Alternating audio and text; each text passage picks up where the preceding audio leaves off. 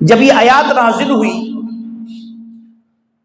اب یہ آیات نازل شأن نزول تو وہ صحابی کا وہ عمل ہے، لیکن اللہ نے کیوں جھڑکا؟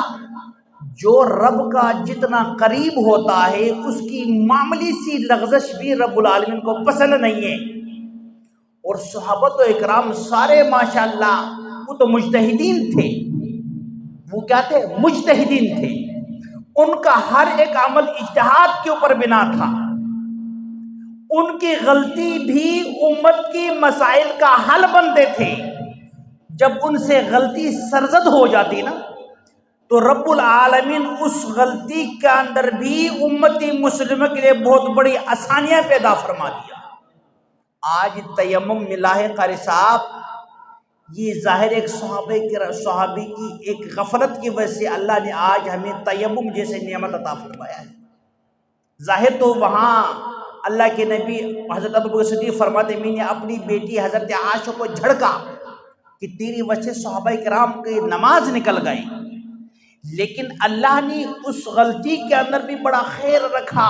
اس وقت اللہ نے اپنا کلام نازل فرما دیا کہ میرے محبوب اپنے ان دوستوں کو بہت پریشان نہیں ہونا، اگر پانی نہیں ہے تو تیمم کر کے وضو کر لے، میں نے اس زمین کو تمہارے ان غلاموں کی بدولت پوری امت مسلمہ کے لیے پاک کر دیا ہے اور پاکی کا سبب بھی بنا دیا ہے۔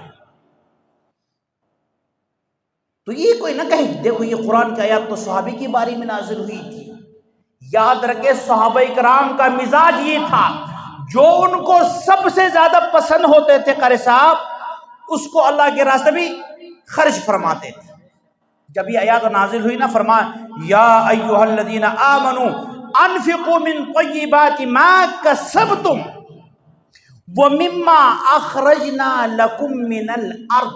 ایک تو وہ جو آپ کے ہاتھوں نے کمایا ہے، آپ نے کسب کیا ہے، محنت کی ہے، اس میں سے بھی بہترین اللہ کے راستے میں خرچ کرو۔ دوسرا جو زمین سے جو نکلتا ہے، جو اللہ نے آپ کو زمین کا مالک بنا دیا نا، اس سے جو چیز نکلتی ہے ان میں سے بھی بہترین اللہ کے راستے میں خرچ کرو۔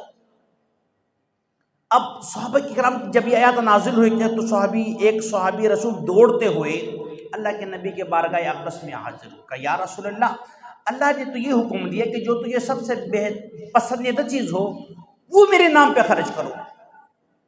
تو یا رسول اللہ مجھے اپنی پوری ملکیت میں سے فلان باغ مجھے بہت پسند ہے، سب اللہ اور رسول کے بعد یہ باغ مجھے سب سے زیادہ محبوب ہے۔